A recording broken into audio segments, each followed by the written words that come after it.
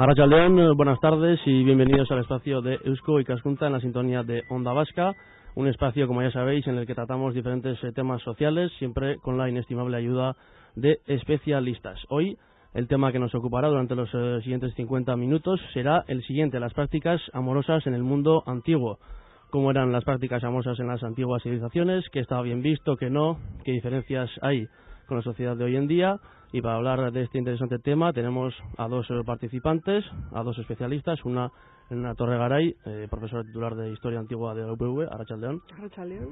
Y la otra participante, la otra especialista, que no ha podido venir aquí pero a los estudios de Onda Vasca, pero le agradecemos su participación por teléfono, es Ana Iriarte, catedrática de Historia Antigua de la UPV y especialista en Historia de Grecia. Arratsaldeon. Buenas, Arratsaldeon, ¿qué tal? Bueno, ¿Cómo eran las prácticas amorosas? ¿Cómo era el amor en las civilizaciones antiguas de Roma y Grecia? Sí, pero empezar por una pregunta general.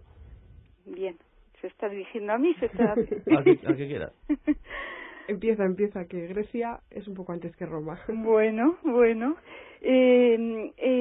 Bien, la verdad es que tal como ha planteado tan brevemente el tema me parece sí muy inteligente y es exactamente como hay que verlo. Una sexualidad, para empezar, bueno, ¿qué es la sexualidad, verdad? Pero sobre todo vista en su contexto. Este tipo de prácticas, para entenderlas, en la medida en que podemos, con 25 siglos de distancia, hay que ver un poco el contexto y sobre todo hay que mirarnos a nosotros mismos y ver que lo que se piensa de la sexualidad después, por ejemplo, de los años 60 en Occidente, nuestra perspectiva de lo griego pues es muy diferente, no es lo mismo el proceso de liberación del cuerpo de ciertos tópicos, verdad, que existían antes de los 60 que ahora, y todo eso influye también en nuestra perspectiva de los antiguos. Los antiguos, bueno, había parte como ahora una idea de la sexualidad liada, por supuesto, asociada a la prostitución, pero también una idea de la sexualidad como procreadora, unida al matrimonio. Y quizás en lo que sí los griegos fueron verdaderamente originales con respecto a nosotros es en la práctica de una sexualidad iniciática, de una sexualidad, una homosexualidad que se practicaba en principio como una parte de la educación. En eso sí que quizás se diferenciaban, eso sí que está excluido, digamos, de las prácticas de la modernidad. No sé, Elena, ¿qué te parece? Perfectamente, solo abundar en esa misma idea en el sentido de que es verdad que estudiamos la historia antigua desde nuestra perspectiva contemporánea, eso es indisociable. Es decir, que la forma en la que nosotros entendemos la antigüedad tiene mucho que ver con la forma en la que abordamos también el mundo moderno. Y claro, desde ese punto de vista, esa idea que has explicado tú sobre lo que es la liberación del cuerpo en los años 60, etcétera, también favoreció que, sobre todo en el caso de Roma, también a través del cine, la literatura, los cómics, etcétera, se forjara una cierta idealización de lo que es el amor y las prácticas sexuales en Roma. De tal manera que en el pasado o en escenarios muy alejados también geográficamente de nuestras civilizaciones, solemos tender a situar prácticas amorosas y sexuales que tienen que ver mucho con nuestras propias fantasías contemporáneas, claro, pero que las podemos llegar a retrotraer 25 siglos atrás creyendo que esas fantasías se realizaron en el pasado, cuando muchas veces no es así. El pasado mes de noviembre se celebraron en el Conde Michelena de Donostia unas jornadas sobre las prácticas amorosas del mundo antiguo y bueno, tu ponencia fue el sexo en Roma, del mito a la realidad. Supongo que irá por ahí también, ¿no? Sí, eso más o menos esa imagen, es la idea, esa leyenda de las orgías en Roma y de esa gran libertad. Sí, y lo mismo que ha apuntado también Ana sobre la homosexualidad en Grecia como práctica iniciática, etcétera. Esa diferencia, digamos, cultural hace que, digamos, proyectemos nuestras fantasías hacia ese pasado sin que muchas veces concuerden históricamente con lo que realmente se hacía en la antigüedad. ¿Son leyendas o es la realidad también? No hay nada real en eso. No es que no haya nada real, es simplemente una forma de conocimiento, si quieres, deformado de la antigüedad, que es un intento de comprensión moderna de la antigüedad. Y también la lejanía cronológica nos permite fantasear sobre lo que pasó y lo que no pasó. Y la falta de fuentes en muchos casos, y que son culturas y civilizaciones de las cuales somos herederos, pero que en realidad han desaparecido. Ana. Sí, hay un componente, como dice Elena, en este conocimiento deformado de la antigüedad que nosotros, tenemos, al mismo tiempo seguimos proyectando. Hay una cuestión en el cine que es fundamental, es la idea del amor en Hollywood a partir de los 40, los 50, que cambia completamente, que hay una ruptura, ¿verdad?, con lo anterior, con el tipo de concepción de la unión entre hombre y mujer. Hollywood une, digamos, el matrimonio, que era el pacto, tradicionalmente el pacto económico, más o menos entre dos familias, etcétera. Más o menos quiere decir, claro, según esto revestía mayor o menor importancia según las clases sociales, ¿verdad? Pero en Hollywood el matrimonio queda indefectiblemente unido a la idea de amor. Y de ahí estos príncipes que se casan por amor en este siglo XX, XXI, ¿no? Los príncipes, los reyes, el amor era otra cuestión. Madame de Sévigné lo cuenta muy bien en las cartas a su hija. Ella le dice que hay que tener un marido, unir fortunas, unir territorios, y que después, el amor es otra cosa relacionada con amantes, entonces, esta idea que Hollywood uno se casa con la persona a la que ama por encima de la conveniencia social o económica, se proyecta también constantemente en la antigüedad. Y en la antigüedad, el matrimonio y la procreación sería unas reglas. Por ejemplo, si hablamos de Atenas del siglo V, había leyes que regulaban que para que uno naciera ciudadano ateniense o tuviera el estatus de ciudadano, debía nacer de padre y de madre atenienses. O sea, que había verdaderamente unas reglas que estaban por delante propiamente del amor, en el propio matrimonio. Y después, por otra parte, ese matrimonio no era excluyente como en nuestra modernidad, de la relación homoerótica. Es decir, que la relación heterosexual estaba unida al matrimonio oficial, por supuesto, a la procreación, y posiblemente en muchísimos casos al atractivo entre un hombre y una mujer, etcétera, pero paralelamente se podían vivir experiencias homosexuales que en ningún momento se oponían al ámbito matrimonial, como ocurre desde, digamos, el triunfo, por llamarlo de alguna manera, del movimiento gay en los años después del 68, otra vez, ¿no? En los años 60 y 70, la homosexualidad en nuestros días se opone a la heterosexualidad.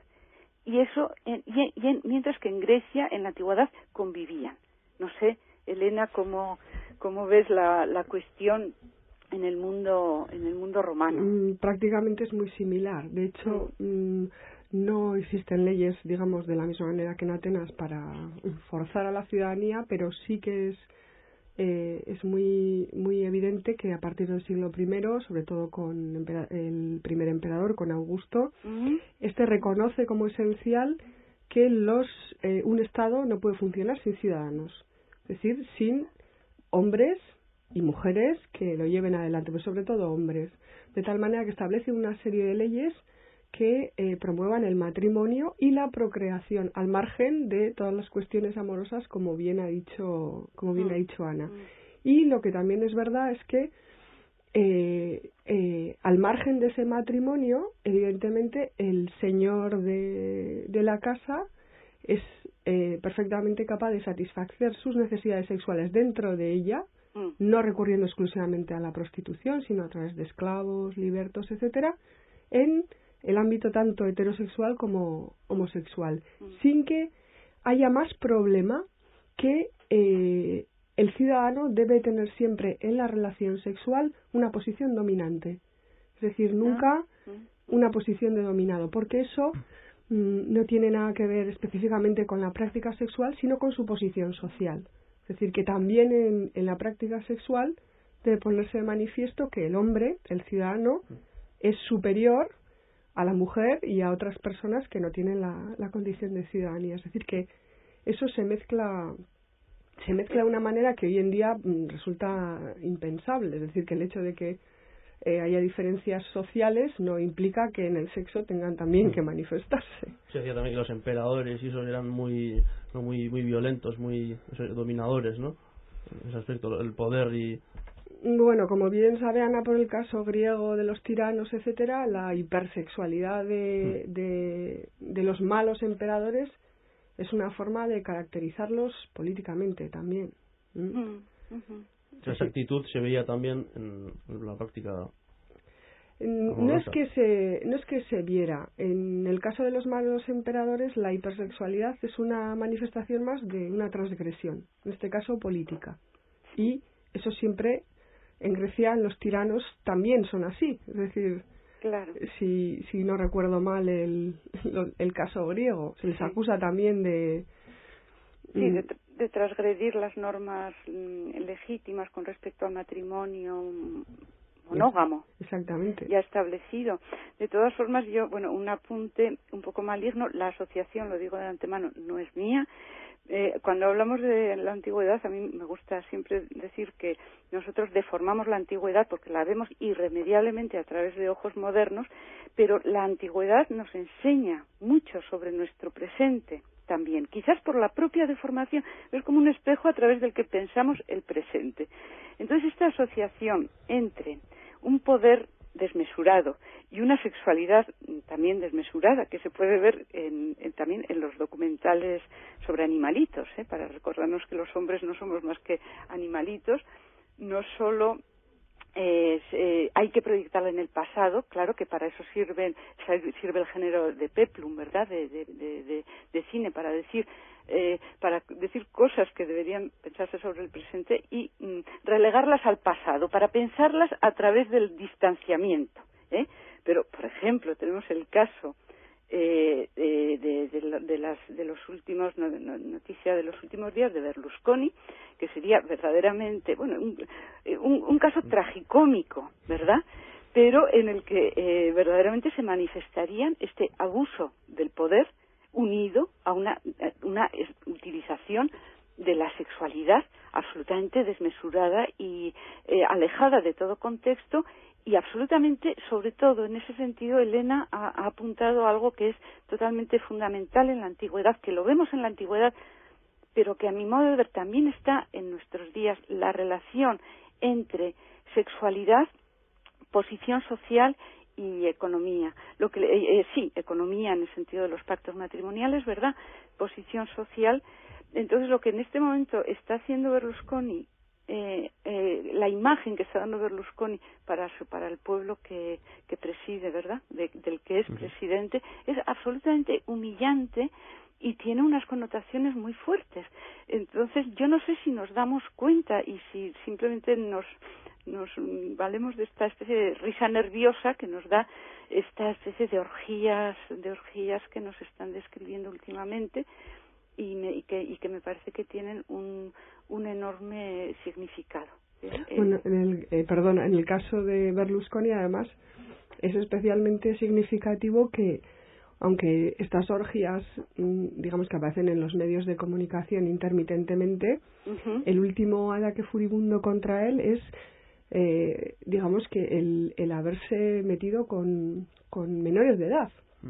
Que eso en la lectura, digamos, más conservadora es, meterse con las vírgenes, por así decirlo, ¿no? Claro. Es decir, esa connotación es muy, retrotrae un poco a ese pasado antiguo, en lo que al mal emperador lo que se le achacaba era primero ambicionar las mujeres de los demás y no respetar las convenciones sociales de que hay mujeres prohibidas para los ciudadanos. Tabús, claro. Mientras hay mujeres que pueden ser utilizadas, que era es que es un caso, digamos, casi de manual el que ha citado Berlusconi.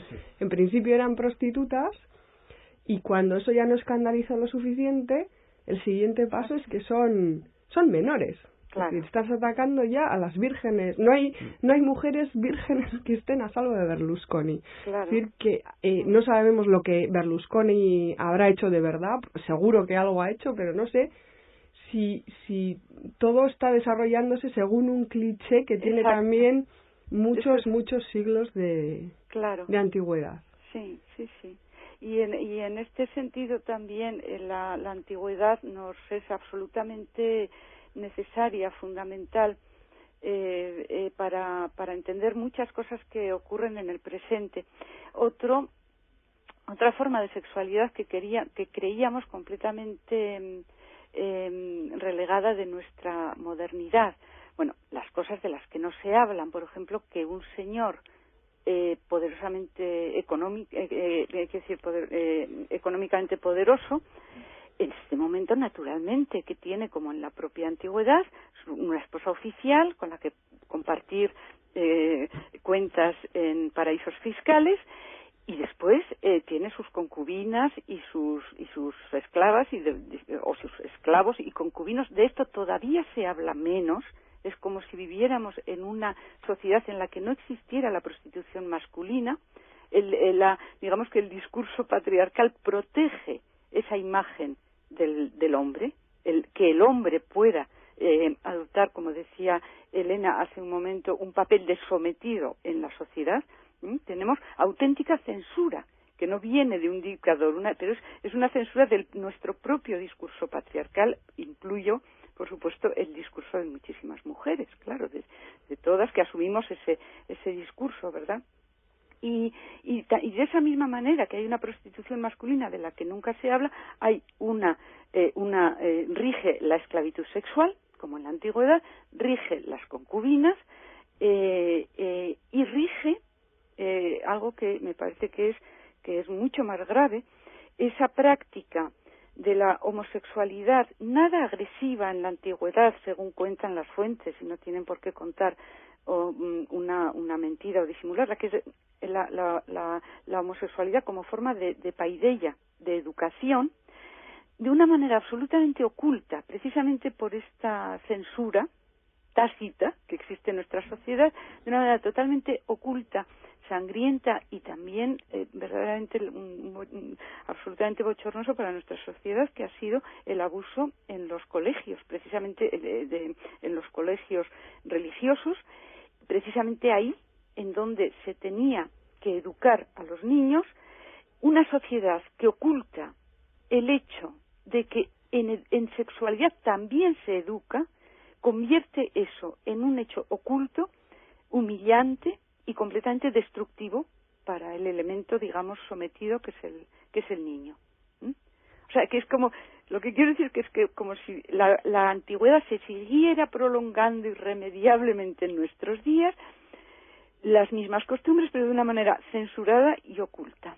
Bueno, esa prolongación también, con referencia a todo lo que has dicho, creo que es muy clara en lo referente a la homosexualidad femenina, en el caso romano, en el que la homosexualidad masculina, siempre que, porque es diferente el caso griego al romano, en cuanto a la homosexualidad, mientras que en la homosexualidad masculina, mientras, digamos, el ciudadano mantuviera esa posición dominante, no estaba mal vista, la homosexualidad femenina es, digamos, un tabú absoluto en el mundo romano, porque se considera que una de las dos mujeres debe asumir un papel masculino que es contra natura y contra sociedad y todo eso. Y ese tabú sobre la homosexualidad femenina, digamos que creo que sigue vigente hasta cierto punto hoy en día, porque digamos que la homosexualidad masculina tiene una presencia social mucho mayor, con dificultades, es verdad, pero la homosexualidad femenina, todavía para salir detrás de ese segundo armario, de ser además de homosexual mujer, sí. Creo que es una fuerte herencia, no de Grecia, sino de Roma, fundamentalmente. Sí. En cuanto a la prostitución, entre hombres y mujeres, había que también distinguir, ¿no? Sí, bueno, en el caso de Roma sí, porque digamos que las mujeres, hay dos casos, como ha citado Ana antes, es la esclavitud sexual, que es la mayoritaria, es decir, mujeres que son compradas para ejercer la prostitución, son esclavas de un proxeneta, o incluso las propias esclavas que están en el hogar, que se asume que tienen también una función sexual. Y luego hay mujeres, pocas, pero también existen, que ejercen la prostitución libremente, como una opción. Eso no quiere decir, como sucede también en muchos reportajes, etcétera, que suele aparecer, que esa libertad les diera un estatus social o una consideración mayor. No. Es una elección libre, pero su consideración social es muy baja. En el caso de la prostitución masculina, sin embargo, había un componente peyorativo. Porque mientras, digamos que había una costumbre que es, en las fiestas y en los banquetes, existía la costumbre de admirar a jovencitos de buen aspecto físico, con educados para deleitar en los banquetes, una especie de geisha adolescente, pero en masculino, ¿no? Se habla del emperador Augusto, que le fascinaban los niños, sobre todo de mauritanos, etíopes, etcétera. Pero cuando llegaban a una cierta edad, ese ciclo acababa. Y entonces los niños tenían una opción, o reciclar su vida o seguir en la prostitución. Pero es una prostitución muy, muy mal vista, porque normalmente en la literatura se les trata de degenerados. Es, digamos, la transexualidad, el travestismo y todo ese tipo de cuestiones está muy, muy, muy mal vista. Por eso, por lo menos en Roma, la diferencia entre la prostitución masculina y la femenina es también, en realidad, retrotraernos a lo que dice Ana, que hoy en día la prostitución masculina está más o menos oculta, porque está mal vista, está ligado a ese mundo de transexualidad, etcétera, y la prostitución femenina, existiendo y teniendo una consideración social peor, mala también, pues bueno, digamos que es más socialmente aceptable que haya esa prostitución, ¿no? Sí. No sé si en el caso de Grecia esa diferencia es tan notable. Sí, yo pienso que este enfoque occidental, la verdad es que Grecia fue anteayer, no vamos, dentro de los milenios de milenios que nos conforman, Grecia son los griegos están cerca, ¿no? Están relativamente cerca, al mismo tiempo están lo suficientemente distantes como los romanos para que nosotros podamos pensar sobre ellos con cierta objetividad, pero estos vicios ya en Grecia, o sea, ya en Grecia, supongo que son más antiguos todavía, pero en Grecia ya tenemos textos que nos hablan claramente de ellos. Hay la homosexualidad femenina, está Safo, que fue tan desbordante como poeta, que hubo muchas copias de sus obras, aun y todo solo nos quedan fragmentos. Pero en general no se habla de homosexualidad femenina, en realidad no se habla de la mujer, es el modelo ateniense de decir la mujer ideal es esa que no da que hablar, de la que no se dice nada, ni para bien ni para mal. Tampoco ser excesivamente elogiada como mujer es positivo.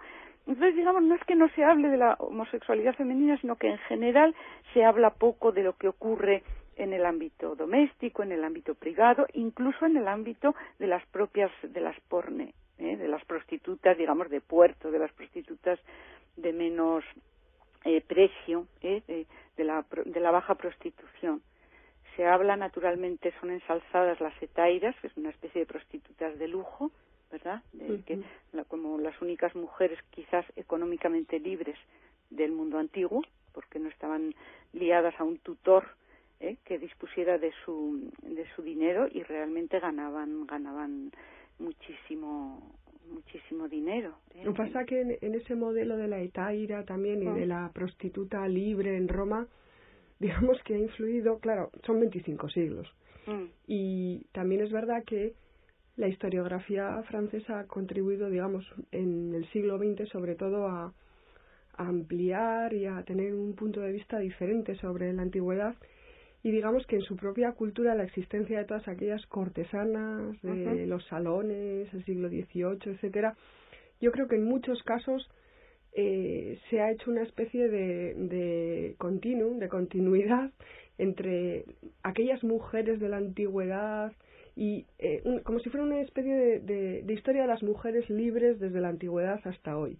Y no sé, por lo menos en el caso de Roma, no sé si ese reflejo es tan acusado, ¿no? La mujer libre, no sé si esa libertad que se ve sobre todo en las series de televisión, en los cómics, etcétera. Es esa imagen la que pero no sé si esa libertad es la libertad que vemos es asimilable a la nuestra, pero no sé si es comparable con la de la antigüedad, porque la libertad implica también una consideración social positiva, cosa que en Roma no es así. Es decir, tienen lugares específicos para ellas. Claro. ¿El sexo en público, eso me decís? No, el sexo en público no está nada bien visto en Roma, por lo menos no. Sí. De hecho, pues lo que decíamos de las orgías, las bacanales, etcétera, si tenían lugar, y no es también una leyenda antigua, eran en bosques, con nocturnidad, etcétera. Y el hecho de que no fueran conocidos, lo que se hacía también que se desatara la imaginación de los antiguos. Es decir, si a ti te dicen que se reúnen hombres y mujeres de noche en un bosque con alcohol, pues tiendes a pensar en digamos en un desorden, que es lo que las autoridades romanas pensaban de los ritos de las bacanales. Pero eso tampoco es exclusivo de la antigüedad. No sé, en el País Vasco los aquelarres, etcétera, que no se sabe exactamente qué es lo que hacían, pero las sospechas son libres y la fantasía aún lo es más. Entonces ahí se sitúa, digamos, todo lo que uno piensa que es transgredible o que podría hacer o que querría hacer.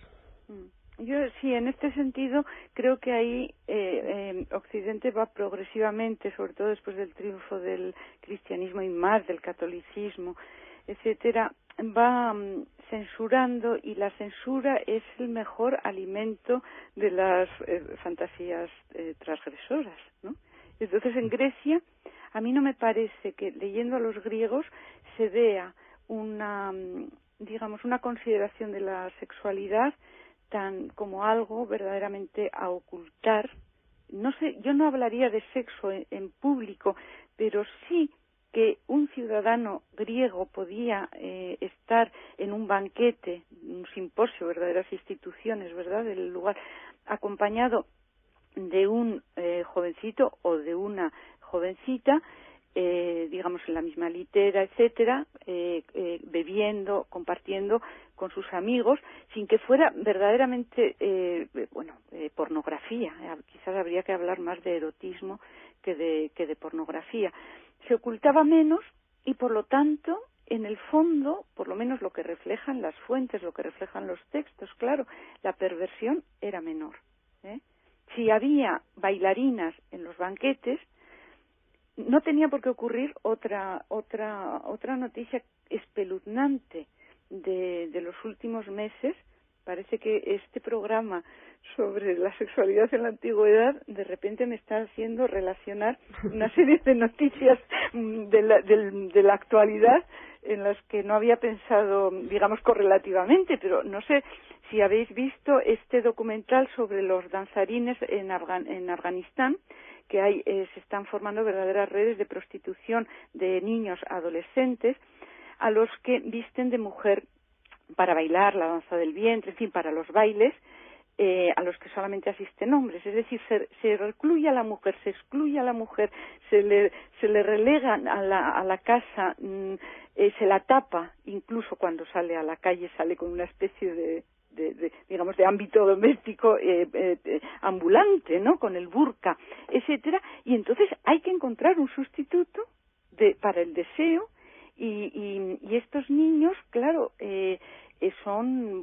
abusados, al final asesinados cuando dejan de servir, etcétera, ¿no? Me pareció completamente espeluznante, y entonces yo creo que estas censuras que tienen las religiones, los monoteísmos actuales, como el del el Islam, repito, el catolicismo, etcétera, en el politeísmo griego, al no haber tanta prohibición, tanta censura, al verse como una prolongación natural del actuar humano, había precisamente menos perversiones, por lo menos así, ¿no?, que saltaran a la vista, compartidas, etcétera. Me imagino que había que psicópatas los ha habido en todos los momentos, ¿no? Pero en Grecia, ya por ejemplo, en el nivel de la religión, por ejemplo, hay como 4 divinidades que presiden la sexualidad, ¿no? Y son divinidades de muy diferentes. Está, por supuesto, Afrodita, que es al mismo tiempo diosa de las prostitutas, y diosa que está muy presente el día del matrimonio, porque de alguna manera la esposa tiene que ser deseable para que haya procreación. Otra divinidad que preside es Hera, que es la diosa verdaderamente de la ceremonia, la novia el día de la ceremonia nupcial, y después está Deméter, que es esa sexualidad ya verdaderamente fructífera, ¿no?, que da hijos en el matrimonio. Además de Eros, que es el que verdaderamente da el nombre de erotismo. O sea que esa religión integra verdaderamente la sexualidad y no nos presenta una imagen femenina cerrada a la sexualidad, que es, ya lo ha evocado de alguna manera Elena, que es la Virgen María, como único icono de la mujer cristiana. Ese es el politeísmo. En ese sentido, en el hombre, no sé si se puede hablar, digamos, en las civilizaciones humanas, no sé si podemos hablar de naturaleza, ¿verdad? Pero los griegos vivían la sexualidad como si fuera algo más natural, ¿verdad? Que este retorcimiento con el que lo ven lo vemos los modernos. Es verdad que en algunas civilizaciones el placer se unía más al hombre y la mujer tenía más un papel sobre todo reproductivo. En algunas, yo creo que en todas casi. Sí, Sí.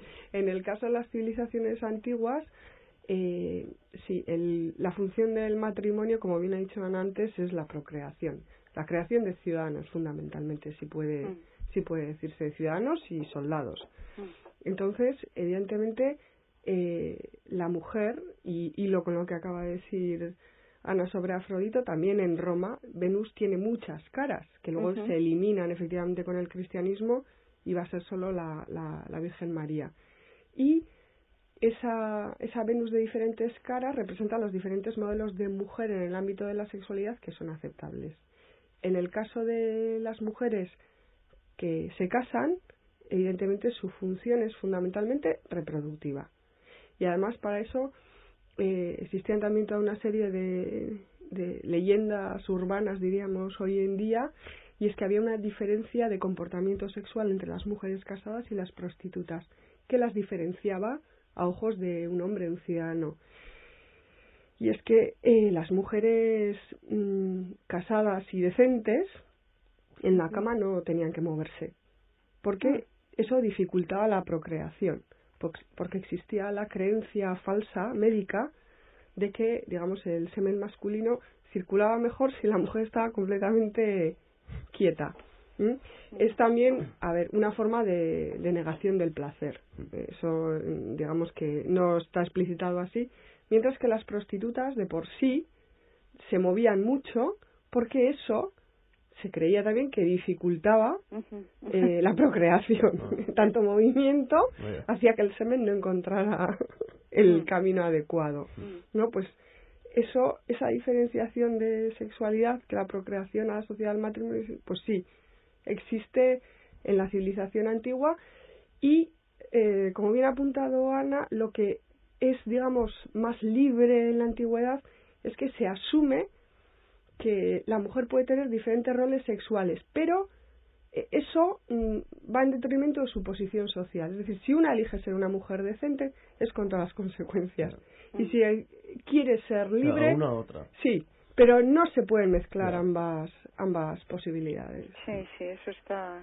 El pudor, ¿no? Sí. Hay dos en Grecia, es la virtud femenina por excelencia, es el pudor, ¿eh? Mientras que el hombre, pues la virtud, pues sin duda la valentía, ¿no? Pero sí, eso define a la mujer, digamos, digna, a la matrona. Lo que pasa es que en torno a esa idea hay prácticas muy diferentes incluso dentro de la antigüedad, porque, por ejemplo, en Esparta, precisamente para que las mujeres fueran buenas madres y tuvieran hijos sanos y fuertes, etcétera, las jovencitas hacían deporte, llevaban una ropa que las famosas minifaldas espartanas, ¿verdad? De las que también, se habla en la antigüedad como muy atractivas, raras también para los atenienses, ¿verdad? En fin, unas ropas ligeras que les permitieran moverse con libertad. Las carreras femeninas se practicaban, había digamos rivalidad, se promovía el deporte en Esparta para tener una descendencia sana, y precisamente por la misma razón, para tener digamos una descendencia sana en el sentido de protegida de todos los males, los atenienses, en el momento en el que fundan la democracia, la primera forma de democracia, precisamente la primera reacción es encerrar a las mujeres, claro, las que podían permitirse el lujo de no salir de casa, ¿verdad?, pero quedarse un poco en la casa, precisamente como objetos a proteger para que los niños nacieran bien. Es decir, que vemos que la naturaleza, digamos, la biología, da lugar a prácticas sociales que pueden ser verdaderamente dispares, ¿eh? No, la biología en sí misma no justifica nada. Bueno, también hay otra cuestión, y es que en la antigüedad evidentemente no hay análisis de ADN. Es decir, tú tienes que tener mucha confianza en tu mujer para que si sale un hijo negro, para que sepas o tengas la absoluta certeza de que ese hijo es tuyo, y puedes transmitirle no solo tus bienes, sino tu estatus político de ciudadanía, lo cual es muy importante. Esto de, lo criaré como si fuera mío y todo eso, pues todavía no. En la antigüedad esa idea de la paternidad responsable y amantísima no está desarrollada así. Es verdad. Sí. Bueno, también hay que distinguir entre el amor reglado y no reglado, ¿no? Sí, eso es un poco de lo que hemos estado hablando ahora. Entonces, estaba mal visto que una mujer casada, ¿no, por una manera de decirlo, que tuviera amantes o... Sí, ese es el problema. A veces se vende todo lo contrario, ¿no? A veces parece que era todo lo contrario, que había esa libertad. No, en el caso de las mujeres casadas, en Roma, es lo que acabamos de decir, es que hay que tener la certeza de que los hijos que produce esa pareja son hijos legítimos, con lo cual la satisfacción sexual de las mujeres, digamos que no es una cosa aceptada socialmente. Existe además el delito de adulterio, que es un delito punido y castigado. Las únicas mujeres de las que se conoce que tienen múltiples amantes son en la época imperial mujeres asociadas con la institución del imperio, es decir, con por ejemplo, la famosa hija de Augusto, Julia, que termina desterrada en una isla por sus desafueros sexuales, y el caso más célebre, que es el de Mesalina, una mujer absolutamente desatada en sus instintos sexuales. Al margen de que lo fueran de verdad, pues es evidente que hay una crítica a la institución imperial y sobre todo a la idea de que el poder pueda tener sucesión dentro de una misma familia.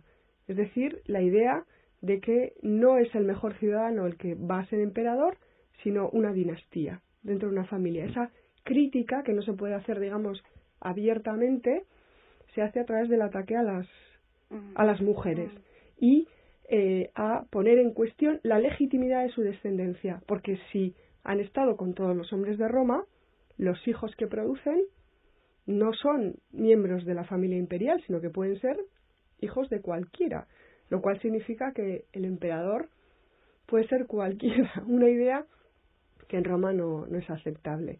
Es muy, digamos que, volviendo como hace Ana a los casos contemporáneos, en esta última serie que han puesto en televisión, que es la de Roma, había un caso absolutamente paradigmático, que era el de Cleopatra. Cleopatra se ve como, digamos, tiene una relación sexual ocasional con un soldado romano, que es el que la fecunda y le hace gestar el hijo necesario para, digamos, convertirse en la favorita de César. Esa idea de que es un hijo que no se sabe de dónde viene es lo que imposibilita a Cleopatra para ser reconocida como una gobernante digna.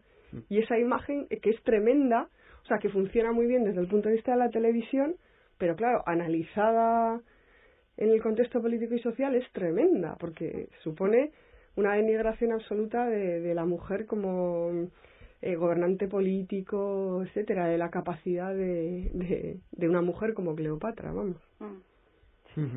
Bueno, ¿cómo eran las bodas? Sí, no lo sé. Si es que había.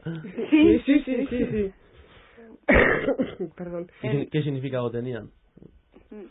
Las bodas son, como ha dicho Ana, un contrato, fundamentalmente. Son un contrato, entonces se hace una ceremonia, digamos que, por lo menos en el caso romano, retrotrae a costumbres ancestrales de la novia que pasa a la casa del novio y deja atrás su familia, etcétera, y pasa a formar parte de otro estatus familiar, etcétera. Tiene una simbología específica, que lleva un velo rojo en el que, se pone de manifiesto su virtud, etcétera. Se hacen una serie de prácticas propiciatorias de la procreación a través de la comida, con pastelitos, etcétera. Y luego se va a casa de su marido a iniciar su vida de casada. Lo que sí se sabe más o menos es que a la novia, que se la dejaba por la noche en la cámara nupcial, se le administraba antes una bebida que se llamaba cocetum, que no se sabe exactamente qué es lo que era. Hay, hipótesis para todos los gustos. ¿De qué tipo, por ejemplo? Sí, unos creen que era un analgésico, o una especie de adormidera que hacía que la novia efectivamente estuviera medio adormilada y no se moviera, por lo que hemos dicho antes y hay otros que creen que tenía el efecto contrario, que en realidad era una especie de afrodisíaco, que lo que hacía era estimular a jóvenes que en principio se suponía que no tenían ni idea del sexo, a ser atractivas, como ha dicho Ana, que tenían que serlo para que la procreación se manifestara, y a partir de ahí se desarrollara el acto sexual libremente.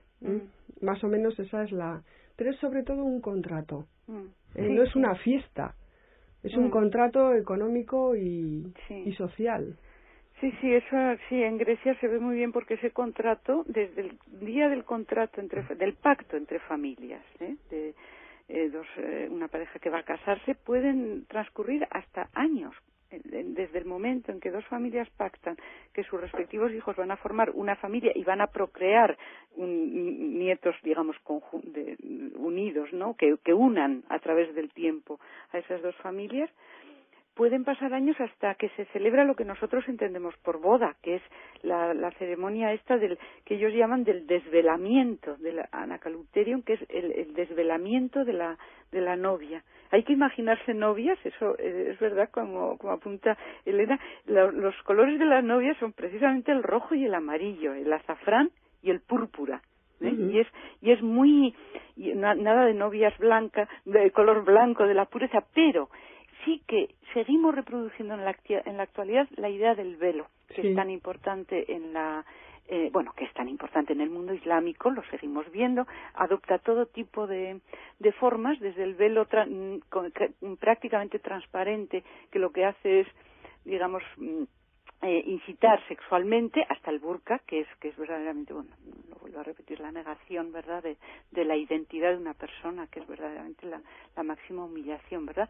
Entonces, el desvelamiento de la novia, clara metáfora del himen, ¿verdad?, es la ceremonia nupcial, es decir, la novia va vestida de esa manera, preparada, maquillada, etcétera, se traslada a casa del marido, siempre es la novia la que va a casa del marido a procrear hijos para esa familia del marido, ¿eh?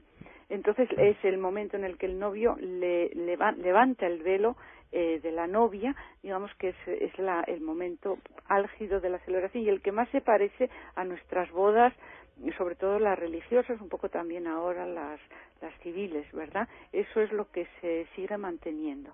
Pero después esa novia sigue siendo una parcenos, una virgen, hasta que da a luz a su primer hijo. Es decir, que la idea de los griegos de una virginidad únicamente ligada al himen de la novia no existe. Es decir, que cuando lo que da el estatus de virgen es verdaderamente el no haberse casado todavía, porque si una mujer tiene hijos fuera del matrimonio, esos niños son llamados, los parcenopeo, por ejemplo, es el hijo de la virgen, cuando una primero tiene que casarse y dar a luz dentro del matrimonio legal, legítimamente establecido, es decir, con un pacto entre familias, con una ceremonia como la que hemos descrito, el traslado de la novia, etcétera, entonces es una mater. Pero si una mujer procrea, da a luz, luego pierde el himen, naturalmente, fuera del matrimonio, de ese niño se sigue hablando como el hijo de la Virgen, lo cual debería hacernos reflexionar mucho sobre el misterio de la virginidad de María, ¿verdad? Podríamos estar hablando simplemente en la antigüedad del hijo de una madre soltera, porque por lo menos en Grecia esa sería la definición, ese sería el desciframiento del enigma de poder ser virgen y madre. Sí, luego una cosa que también, con referencia al velo, que digamos puede ser un canal de conexión entre la civilización cristiana y la islámica, sí, es que las dos comparten la idea de que el velo protege a la mujer de las miradas libidinosas del hombre, sí, y el tratamiento ese del hombre como una fiera sexual incontrolable ante la presencia de mujeres más o menos apetecibles o deseables. En eso creo que la civilización islámica tiene, creo que además por vía griega, una cierta influencia. Igual que el velo no es exclusivamente, digamos, una cuestión religiosa islámica. O sea, además en la mayoría de las culturas de la antigüedad esa forma de velar a las mujeres existía. Y también puede ser un patrimonio occidental sobre el que igual podíamos reflexionar y aportar alguna idea de evolución, por lo menos. Bueno, va a ser terminando poco a poco. Sí. ¿Algo más que aportar, así algún tema interesante que creéis no, que en no hemos comentado? Sí, más o menos estas son los bueno, rasgos yo una pregunta más al final generales. Hay muchísima bibliografía al respecto, pero bueno, sí. Bueno, las prácticas famosas supongo que ha habido desde siempre, desde que el ser humano existe, sí, pero ¿desde cuándo están establecidas unas pautas, no? Quiero decir, ¿qué está bien visto, qué no está bien visto? Eso forma parte de las convenciones de cada sociedad. Cada sociedad establece... O sea, hay que decir, como tú bien has dicho, que la práctica básica es la misma desde la prehistoria, creo, hasta hoy. Sí, pero otra cosa, las convenciones sociales... Habría un momento que no habría esas pautas de esto está bien visto, esto no está bien visto. Pero eso lo desarrolla la propia sociedad. Entonces cada sociedad impone un código de conducta y un código social. Y luego ese se desarrolla en un sentido... Exacto. O en otro. Sí, hay que tener en cuenta que la historia no se desarrolla en una sola línea recta hacia nosotros, sino que de la misma manera que el hombre no debió aparecer el primer hombre quizás solo en un sitio únicamente, digamos que ahora tenemos una manera de ver la historia en la que de cada civilización, como dice Elena, implanta sus propias normas y pueden ser muy diferentes en el mismo momento histórico en dos lugares del planeta. Pero también en la antigüedad. Hemos hablado del nacimiento de Occidente, pero está Oriente y sus prácticas sexuales sobre las que también habría mucho que decir. Pues vale, muchas gracias por venir, Elena Torregaray, eskerrik asko. Zuri. Eta Ana Iriarte ere, eskerrik asko horregoteagatik. Zuri. Y aquí lo vamos a dejar. Gracias por estar ahí. Recuerden que la semana que viene, a la misma hora, el domingo a las 5 de la tarde, estaremos aquí también con otro tema seguro que interesante en este espacio de Eusko Ikaskuntza en la sintonía de Onda Vasca. Eskerrik asko horregoteagatik eta ondo ibili. Aio.